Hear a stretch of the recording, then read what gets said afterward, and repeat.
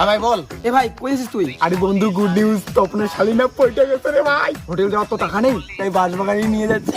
আর শোন শোন শোন বন্ধু, তোর বৌদি কিন্তু কিছু বলিস না কেমন? ভাই বৌদি তোকে ফোন করছিল, পাচ্ছিল না কলে, আমি আবার বৌদিকে কনফারেন্সে নিলাম। তুই বাড়ি আগে আয় রে মরা, তো আগে তোর গলা ছুলে দিব, তারপর দড়ি লাগায় আমি ঝুলবো ফ্যানে।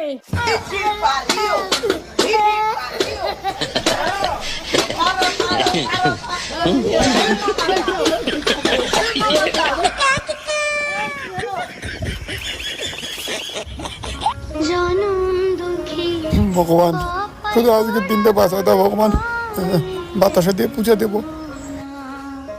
জনম দুঃখী